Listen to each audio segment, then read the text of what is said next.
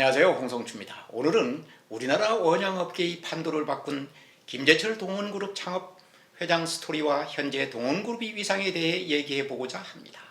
동원그룹은 마더로스였던 김제철 회장이 자본금 1천만 원으로 시작해 식품, 물류, 금융 등을 아우르는 대재벌의 반열에 오른 기업 집단입니다. 한국투자금융을 중심으로 한 금융 분야는 동원그룹에서 분류돼 창업회장이 장남이 독자 경영하고 있지만 김제철 회장이 인수합병에 오늘에 이른 것만은 틀림없는 사실입니다. 동원그룹이 이렇게 대그룹이 될 수 있었던 원동력은 무엇이며 앞으로 꿈꾸는 동원그룹의 위상은 어떤지 궁금하지 않을 수 없습니다. 한때 최고의 인기 작가였던 최인호 소설가는 김제철 동원그룹 창업회장을 자신을 장보고라고 생각하는 몽상가였다고 생전에 밝힌 적이 있습니다.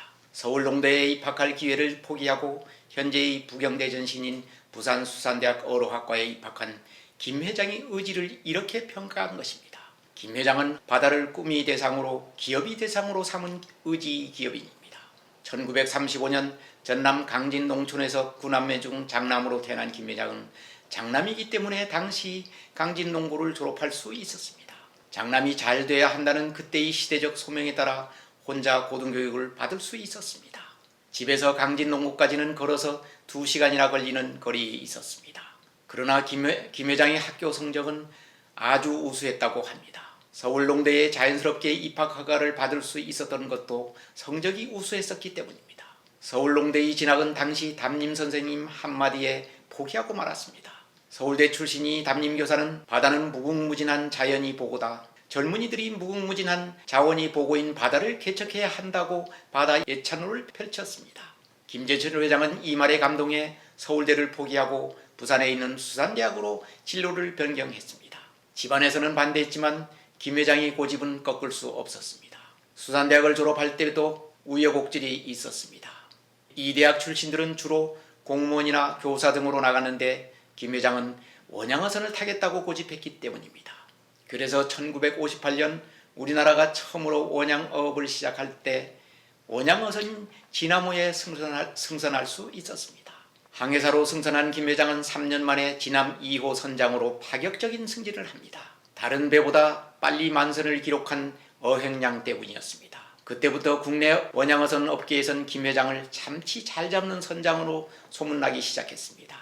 8년 동안 마더로스 생활을 한 그에게 당시 가장 큰 원양선사인 고려원양에서 스카우트 제의가 들어왔습니다. 여기서 물품 판매, 차관 업무, 선박 도입 등 수산업 관련 업무를 익히게 됩니다. 고기 잡는 기술에서 판매, 관리, 업무까지 익히게 된 셈입니다. 5년 뒤인 1969년 김제철 회장은 자본금 1천만 원으로 동원산업을 창업하기에 이릅니다.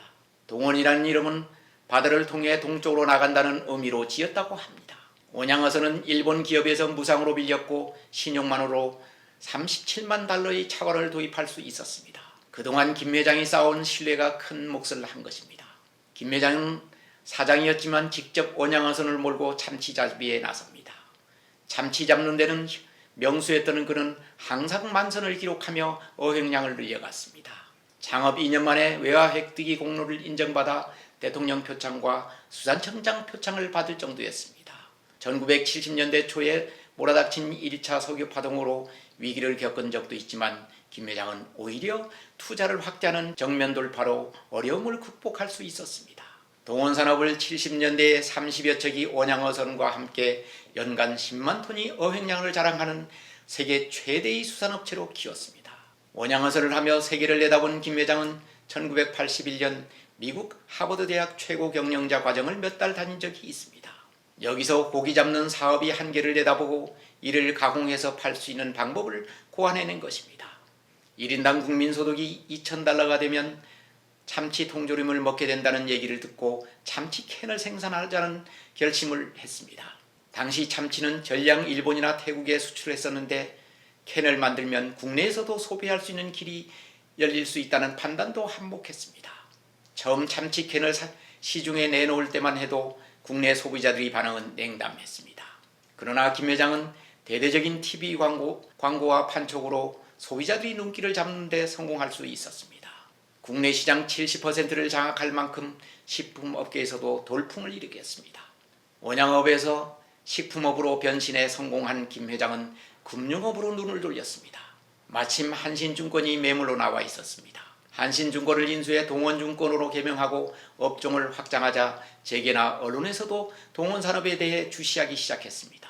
그러나 김 회장은 내실을 다지는 경영에 온 힘을 쏟았고 2005년 동원증권보다 몇 배나 덩치가 큰 한국투자증권을 인수해 명실상부한 증권금융업이 강자로 부상합니다. 현재 금융부문은 한국투자증권 지주회사로 분리돼 동원그룹과는 별개의 회사로 운영되고 있습니다. 금융부문을 총괄하는 이가 김재철 회장의 장남인 김남구 회장입니다. 김남구 회장에 대한 얘기는 나중에 별도로 할 기회를 만들겠습니다.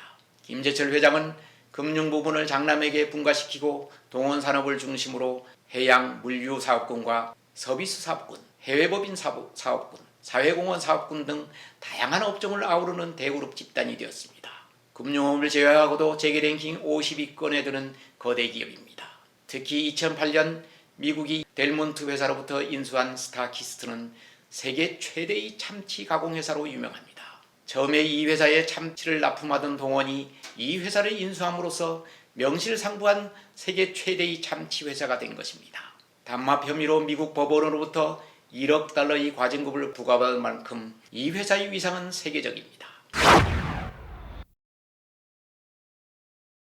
원양어선 항해사로 출발해 원양어선 회사를 세우고 세계적인 참치 회사를 만든 김재철 창업회장은 2019년 창립 50주년 기념식장에서 회장직에서 물러나겠다고 폭탄 선언을 하며 재계의 시선을 집중시켰습니다.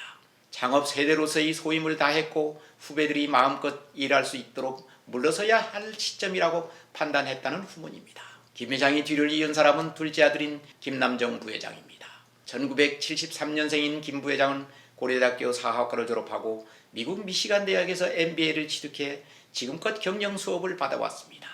대학 졸업과 동시에 동원산업 생산직 사원으로 입사해 밑바닥부터 시작했다고 합니다. 그러나 아직은 부친인 김재철 회장이 그늘에서 벗어나기 힘든 것도 사실입니다. 김재철 회장이 회장직에서는 물러났다고 하나 그의 입김은 절대적이기 때문입니다. 그룹 회장직을 비워둔 것도 김 부회장이 아버지를 배려한 것으로 해석하고 있습니다. 김 회장이 갑자기 회장직에서 은퇴한 이유에 대해 일부에서는 김 회장이 가정사도 한 원인이라고 하는 이들도 있습니다. 김재철 회장은 또 동양인 조덕희 씨와 결혼해 이남 이녀를 뒀습니다. 장남은 금융부문을 총괄하는 한국투자증권 김남구 회장이고 차남이 모기업인 동원그룹 김남정 부회장입니다. 두 딸들은 기업 경영과는 무관한 삶을 살고 있습니다. 그런데 2012년 부인 조 씨가 지병으로 타계하고 이듬해 김 회장은 부산 출신이 김모 씨와 재혼하게 됩니다. 다른 재벌 총수들은 사별로 재혼을 숨기지 않은데 김 회장이나 그룹 측은 이 사실이 알려지는 것을 그렇게 달가워하지 않았다고 주변에서는 얘기합니다. 재혼한 부인에 대해서 신상이 제대로 공개된 적이 별로 없습니다. 제가 취재한 바에 따르면 부산대에서 패션을 전공하고 호주 시드니 대학 서양미술학과를 나온 패션 디자이너 정도입니다. 요즘 두 사람의 관계는 전혀 밖으로 나타나지 않고 있습니다. 오늘은 원양어선으로 출발해 세계 최대의 참치 회사와 식품물류 회사를 거느린 동원그룹 창업회장인 김재철 회장 스토리를 살펴봤습니다. 김 회장의 사무실엔 지금도 거꾸로 된 세계지도가 있다고 합니다. 그냥 세계지도는 한반도가 중국 대륙이 한 귀퉁이에 자리 잡은 조그만 소국에 불과하지만 뒤집으면 한반도를 중심으로 태평양이 펼쳐지는 무궁무진한 해양대국을 그리는 형상입니다. 김 회장은 한국은 동북아시아의 끝에 매달려 있는 반도 국가가 아니라 바다를 통해 세계로 뻗어나가는 출발점이 된다는 시각을 갖고 사업을 시작한 것입니다. 그러한 해양 개척 정신이 오르리 거대한 동원그룹이 탄생했는지 모릅니다. 창립 50년이 넘어선 동원그룹은 지금 새로운 전환점에 와 있다고 하겠습니다. 창업회장이 기업가 정신과 개척 정신이 2세 경영인에게 얼마만큼 주입되었는지 모르기 때문입니다. AI로 대변되는 새로운 기업 환경 적응에 따라 동원그룹이 향로가 순탄한지 험난할 것인지 판가름 날 것으로 전망됩니다. 경청해 주셔서 감사합니다.